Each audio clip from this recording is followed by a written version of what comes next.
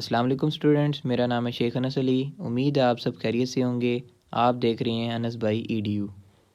इस वीडियो में हम एक्सरसाइज 1.2 का क्वेश्चन नंबर 4 सॉल्व करेंगे, जिसमें लिखा हुआ find the additive and multiplicative inverses of the following complex numbers. तो ये दो पार्ट्स हैं इसके, इनको हम सॉल्व करेंगे। और एक्सरसाइज 1.1 हमने 3 पार्ट्स में सॉल्व कर ली है और उनके लिंक आपको डिस्क्रिप्शन में मिल जाएंगे। नंबर 4 का पार्ट 1 है जी 5+2 i। तो इसमें जो है आपने मल्टीप्लिकेटिव और एडिटिव इन्वर्स दोनों चीज़ें फाइंड करनी है। ठीक है, तो इसको हमने पहले कह दिया कि लेट जो है ये z की इक्वल है, मतलब एक वेरिएबल की इक्वल आपने इसको लेट कर लेना है, ताकि इसका जो भी आप आंसर लिखेंगे तो आप ये तो नहीं लिखेंगे 5+2 का एडिटिव इन्वर्स, तो आप लिख देंगे z का जो है एडिटिव इन्वर्स जो आएगा वही आपका सोल्यूशन होगा। ठीक है, तो पहले मैं इसको यहाँ पे फाइंड कर लेता हूँ, एडिटिव इन्वर्स फाइंड कर लेते हैं पहले, फिर उसके बाद जो है मल्टीप्लिकेटिव इन्वर्स की तरफ चलेंगे। तो ये है जी एडिटिव इन्वर्स। क्या होगा इसका कि सिंपल आपने एडिटिव इन्वर्स या नेगेटिव, ठीक है, वो एक ही चीज़ होती है। तो यहाँ पे आपने -z कर देना है, मतलब माइनस को मल्टीप्लाई करना है। तो z का एडिटिव इन्वर्स क्या होगा, -z। ठीक है, -z की जो वैल्यू आएगी, तो माइनस को आपने z से मल्टीप्लाई करना है 5+2 i, और इसका आंसर आ जाएगा -5 - 2 i।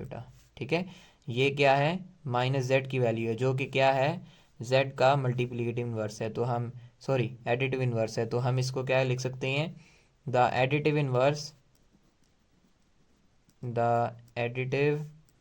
Inverse of z is क्या है जी, वो -5 - 2 i। z का फाइंड करेंगे मल्टीप्लिकेटिव इन्वर्स। तो उसके लिए आपको क्या करना पड़ेगा कि जैसे कि हमने एडिटिव का कहा था कि वो होगा -z होगा, तो इसी तरह मल्टीप्लिकेटिव इन्वर्स क्या होगा, z की पावर -1। ठीक है, तो इसका मतलब जो भी वेरिएबल हमने इसको लेट किया था उसके ऊपर आपने -1 का निशान डाल देना, इसका मतलब है ये इन्वर्स है। तो इन्वर्स का फार्मूला क्या होगा, ये है जी a/a² + b², दरमियान में है जी कोमा, और -b/a² + b²। ठीक है, तो z से हमें क्या चीज़ मिल रही है कि यहाँ पे हेयर a = 5 और b = 2। ठीक है, मतलब कि जो पहली रकम है वो उसको हम a कहते हैं, और जो आयोटा के साथ है जो कि उसको हम कहेंगे b। तो z इन्वर्स क्या आ जाएगा, इसमें हमने सिंपल वैल्यू पुट करनी है। a क्या है, 5 आ जाएगा, और a का स्क्वायर 5 का स्क्वायर, और b क्या है, 2 का स्क्वायर, और दरमियान में है जी कोमा, और -b क्या है, -2, और a² 5² और 2 का स्क्वायर। ठीक है, तो 5/5 का स्क्वायर क्या है, 25, 2 का स्क्वायर क्या है, 4, और यहाँ पे ऐसी as it is same value आ जाएगी, 5 का स्क्वायर 25, 2 का स्क्वायर 4, 5/29 और -2/29। ठीक है, ये इसका क्या आ गया, z का इन्वर्स। और इसको हम ये भी लिख सकते हैं, और z इन्वर्स को हम ये भी लिख सकते हैं कि 5/29 -2/29 i। ठीक है, तो या तो ये फॉर्म लिखें हम, या तो ये फॉर्म लिख लें। ठीक है, तो इसमें जो है ये सेम ही बात है कि जब ब्रैकेट जब ओपन होती है तो ये कॉमा हट जाता है, और इसकी जगह यहाँ पे प्लस आता है, तो वो प्लस माइनस -2/29 और आयोटा भी साथ आ जाता है। ठीक है, तो ये इसका रियल पार्ट है और ये इमेजनरी है। ठीक है, तो 4 के सेकंड पार्ट में है जी, ब्रैकेट में लिखा हुआ है 7, -9। तो इसको जैसे कि हमने 1 के एंड पे बात की थी, जो पार्ट 1 है, तो उसमें हमने क्या बात की थी कि इसको हम ये फॉर्म भी बना सकते हैं कि 7 यहाँ पे प्लस होता है, प्लस माइनस माइनस, और 9, और ब्रैकेट जब ओपन हो जाती है तो हम उसकी जगह लिख सकते हैं 9। ठीक है, 9 के साथ आयोटा, तो हम इसको ये भी लिख सकते हैं। ठीक है, और हमने इसको कह दिया कि ये जो है एक कोई वेरिएबल की इक्वल है, ताकि हम इसका जब एडिटिव और मल्टीप्लिकेटिव निकालेंगे तो हम उसको किसी वेरिएबल के से रिप्रेजेंट करेंगे। तो z = हमने इसको लेट कर लिया, आप कोई भी कह सकते हैं, x y a b c d, ठीक है, कुछ भी। तो 7 - 9 आयोटा जो है वो z की वैल्यू आ गई। ठीक है, अब हमने क्या करना है, पहला काम था जी एडिटिव इन्वर्स निकालना है।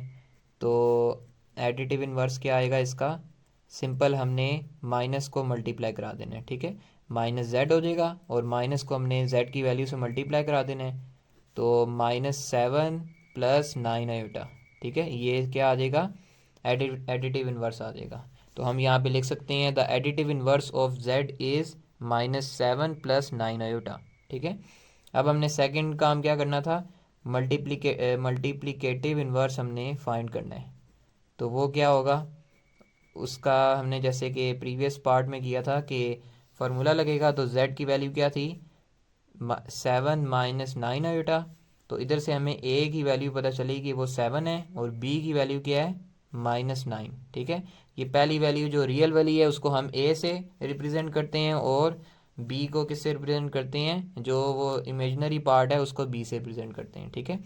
तो यहाँ पे मल्टीप्लिकेटिव इन्वर्स निकालना है तो z के ऊपर -1 आ जाएगा और इसका फार्मूला क्या होता है, a/a² + b² और दरमियान में कोमा आ जाता है। मैंने आपको बताया जब ब्रैकेट लगी होती हैं तो कोमा लगा देते हैं, ठीक है।